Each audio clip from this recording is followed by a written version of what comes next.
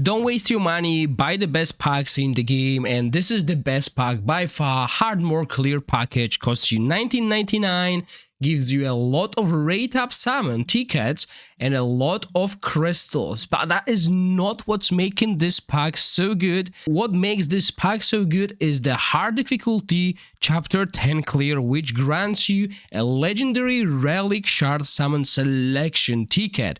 You can choose a relic of your choice, and I'm gonna go through what's the best choice here. They will be not in a particular order, as it depends which heroes you have and your spending habits, but I'm gonna tell you 3 that I would suggest.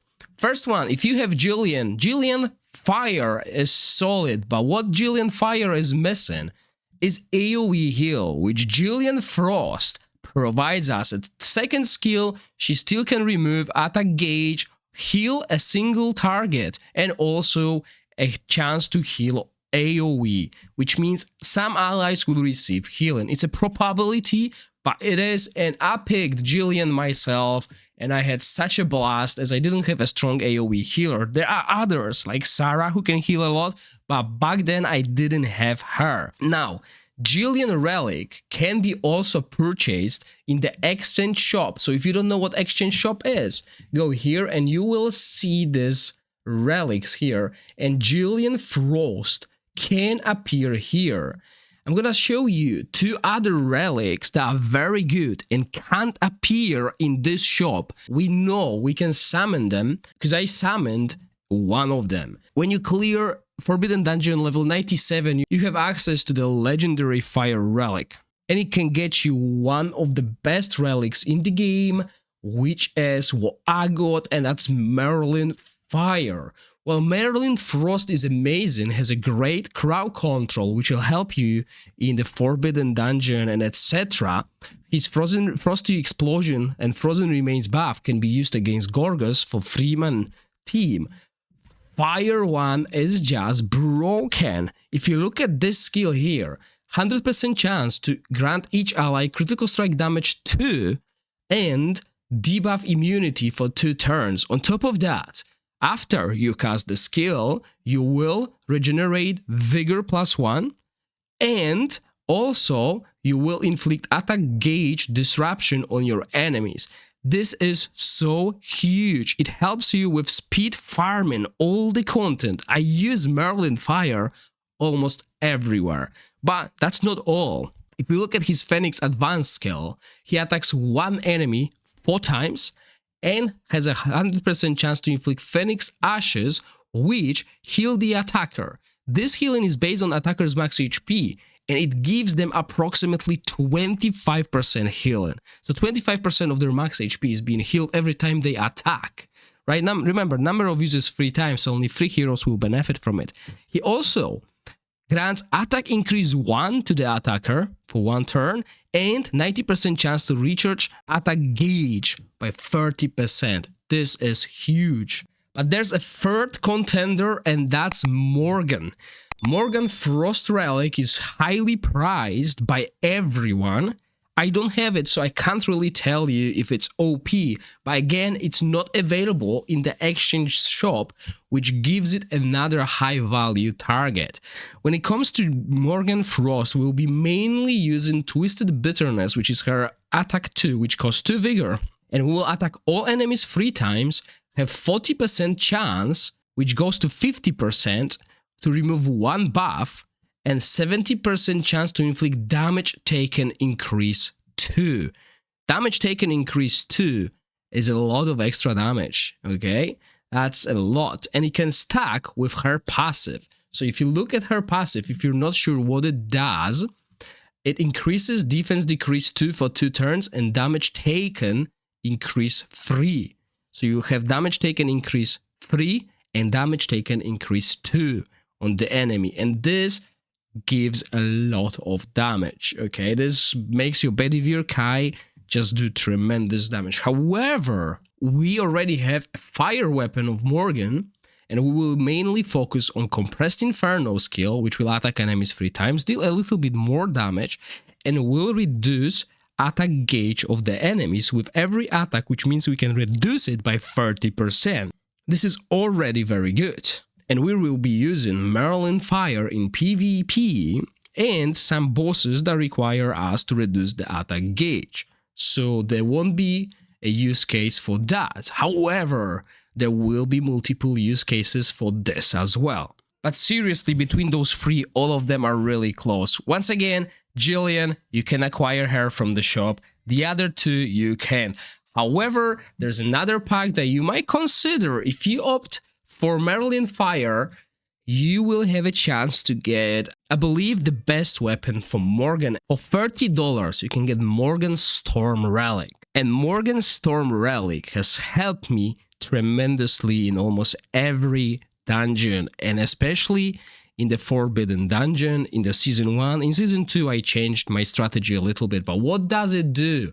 It does 2 times attack with total damage of 100%, which is the most total damage from all of those, and 70% chance, if you max it out, for each hit to inflict defense decrease 2 for 2 turns, and you can have it up to 2 times. That's the best part of it, right? So, defense decrease 2 plus the passive, which will increase the damage taken, and defense decrease 2, so we will reduce, because it's tags, guys.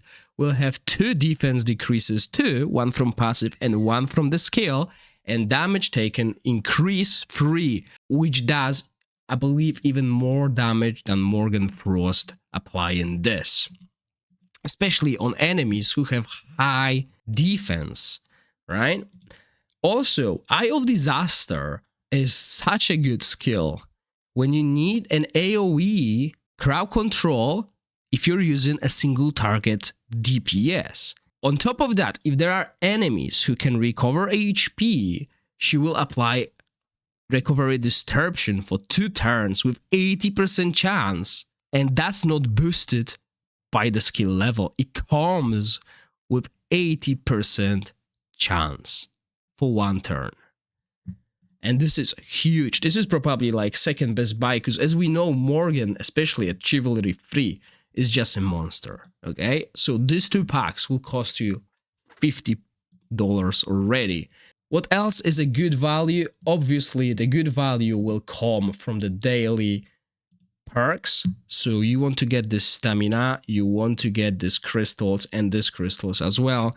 That's I think that's $7, $7, and $3. That's all good value. If you don't have any more money, I believe this would be your best buys. If you can spend more, then you want definitely to get all of this normal hell packages. I will leave it till last, till you actually clear hell. Estate power, skip it. It's not worth it. It just takes so long to get it going. I've been playing for over a month and I'm barely even level 17 with the castle.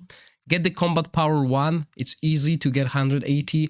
Skip combat power 2 till you get to 425,000, which will take ages.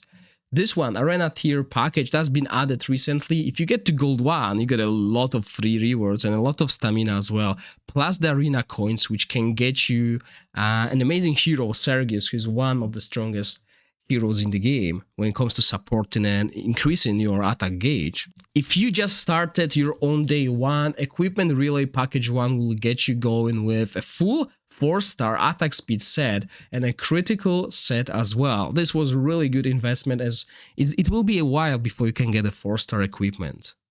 Everything else I would highly suggest just skipping. You can farm it. You can get it eventually. There are also pop-up offers that happen on the daily logins, and they have very good value. So if you have an excessive money, you might consider buying them. But there are also packs that are terrible value.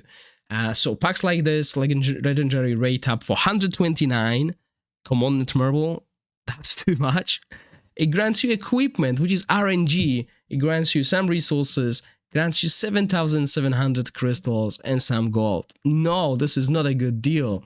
Same here, this is not a good deal. 169 commandant marble, that is just too much. But there are deals, like we had a deal recently for 299 that gives you 10 rate up summon tickets and 10 normal summon, not normal, they are called special summon tickets. So those deals are good. So look out for those deals, but don't spend money on rubbish.